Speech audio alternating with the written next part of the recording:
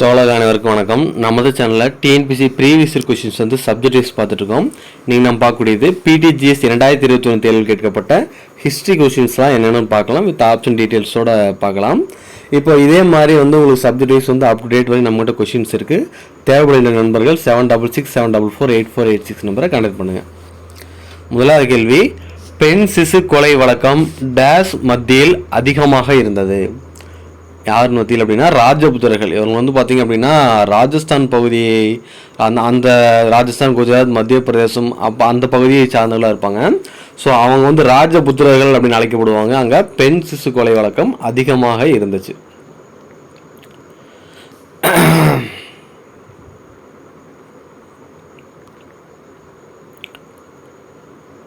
ராஜபுத் சமூகம் பார்த்தீங்கன்னா அதன் நிறுவன அமைப்பில் நிலப்பிரபுத்துவமாக இருந்தது. ஒவ்வொரு ராஜ்யமும் ஜாகீர்தார்கள் நடத்தப்பட்ட ஏராளமான ஜாகீர்களாக பிரிக்கப்பட்டிருந்தது.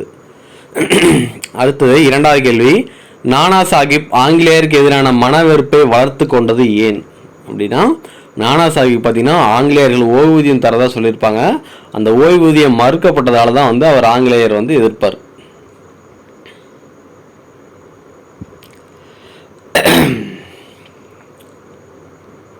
பாருங்க, அது என்னன்னு பார்ப்போம்.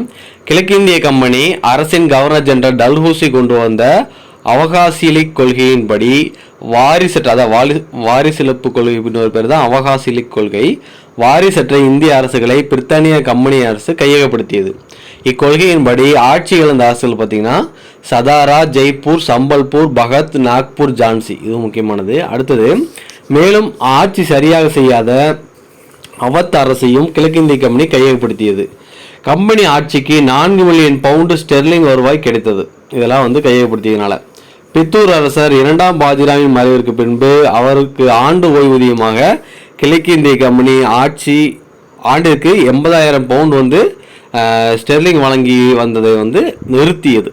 சரிங்களா? ஸோ அதுக்கப்புறம் தான் வந்து இந்த மாதிரி எல்லாமே பண்ணுவாங்க.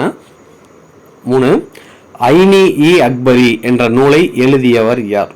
நூலை எழுதியவர் அபுல் பாசல். ஐனி அக்பரி என்ற நூலை எழுதியவர் அபுல் பாசல். வேறு என்ன நூல்கள் எழுதியிருக்காரு அப்படின்னா, அக்பர் நாமா அப்படிங்கிற நூலை வந்து எழுதியிருக்காரு.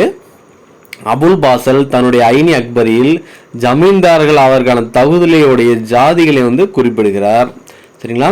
பாபரின் வாழ்க்கை பற்றி நினைவு குறிப்புகள் எவ்வாறு என்னன்னு சொல்லுவாங்கன்னா, பாபர் நாமா அல்லது துசுகி பாபரி.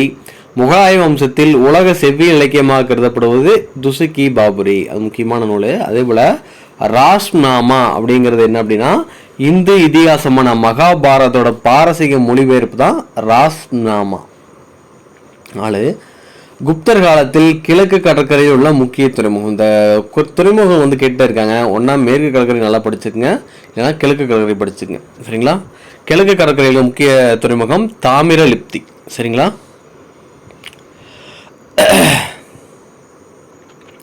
தாமிரலிப்தி போன்ற கிழக்கு கடற்கரையில் உள்ள வளமான துறைமுகங்களை அணுக வேண்டும் என்ற ஆசையில் தான் வந்து அசோகர் கலிங்கத்தின் மீது படையெடுத்தார் அப்படின்னு சொல்றாங்க.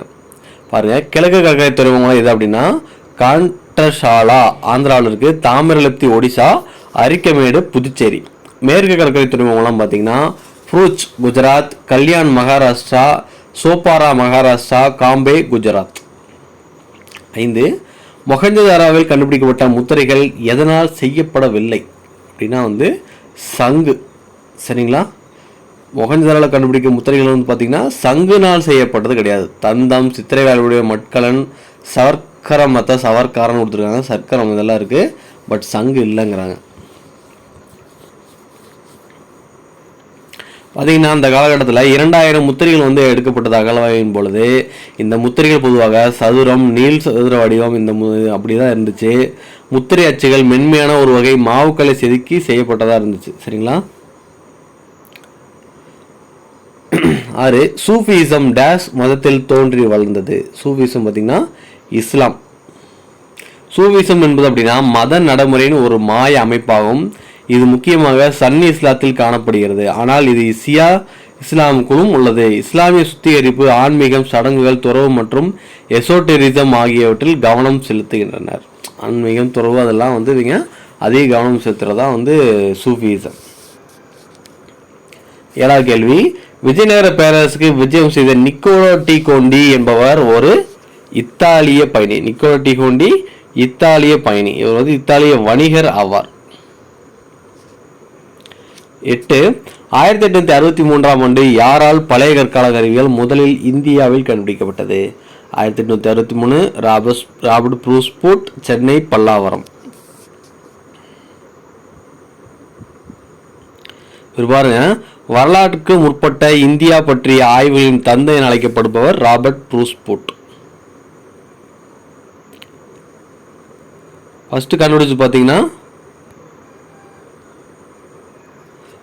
கற்கோடாரி தான் வந்து இவர் கண்டுபிடிக்கிறார். சரிங்களா? 9. சிந்து சமவெளி மக்களின் எழுத்து முறை என்ன அப்படின்னா சித்திர எழுத்து முறை.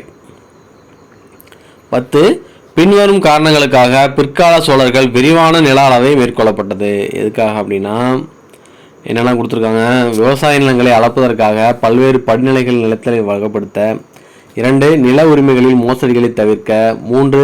வணிக குழுக்களை தவிர்க்க. Answer option D. 1, 2, 3, 4 4வது ஆப்ஷனை நம்ம டைப் பண்ண மாட்டோமா? அனைத்துமே இப்போதைக்கு இந்த அனைத்தும் சரிதான். ஓகே. இந்த காலகட்டத்தில் அரசின் முக்கிய வருவாய் இருந்தது பார்த்தீங்கன்னா நிலவரி தான்.